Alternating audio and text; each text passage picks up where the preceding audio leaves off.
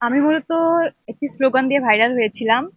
তখনকার সময়ে একটা সাহসিকতা এখন চলে আসছে আমার মধ্যে, যে আমি আবু সাইদ ভাইকে দেখে অনুপ্রাণিত হয়েছিলাম, যে আমি যেমন ভাইয়া বুক বুক বুক ফুলিয়ে পুলিশের সামনে গুলি খাইছে গুলি যুদ্ধ খাইছে তো। করেছিল, শহীদ হয়েছিল, সেটা দেখে আমি অনুপ্রাণিত হয়েছিলাম। তারপর আমি স্লোগানটি দেওয়ার পর আমি হারিয়ে গিয়েছি। আমি জানি না, 1 বছর পর আমি আবার এই জুলাইয়ের মধ্যে ফিরে এসেছি। আমি আগের থেকে এখন মনে করি আমার প্রত্যাশা অনেক। আমি যেরকম বাংলাদেশ, যেরকম জুলাই আন্দোলন করেছিলাম, বাংলাদেশ চেয়েছিলাম, সেরকম পাইনি।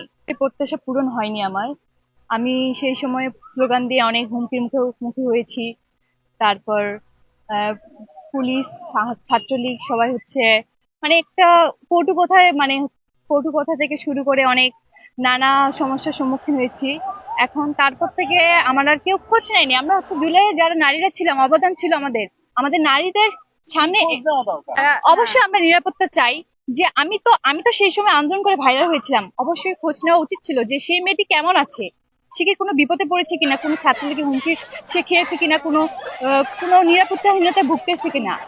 এখন আমার সেই 1 বছর পর আমাকে আবারও এই জুলাই নিয়ে সামনে আসতে হইলো। আমি সম্পূর্ণরূপে পূরণ করতে পারিনি, কারণ আমার প্রত্যাশা ছিল বৈষম্যহীন একটি সমাজ করবে, যেখানে সবাই ন্যায় ন্যায় মেনে কাজ করবে, সবাই হলো বৈষম্য যাতে না থাকে সেটা নিয়ে কাজ করবে। কিন্তু দেখা যাচ্ছে চাঁদাবাজি হচ্ছে, এখনো বিশৃঙ্খলা সৃষ্টি হচ্ছে। তো সেক্ষেত্রে আমি মনে করি সরকারের আরো কঠোর পদক্ষেপ নেওয়া উচিত।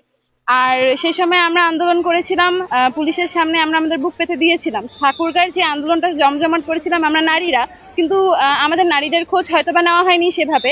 আর খোঁজ নেওয়ার কথা যেটুকু বলতে পারি, যে পরবর্তীতে যেই গ্যাজেটের পর্যন্ত আমাদের নাম আসেনি। আর আমরা যেভাবে আন্দোলন মুখরোচিত করেছিলাম, তো সেক্ষেত্রে আমাদের যে প্রত্যাশা ছিল যে পরবর্তীতে আমরা দেশের জন্য কাজ করব, আমাদের হয়তোবা সেই সুযোগটাও করে দেওয়া হয়নি।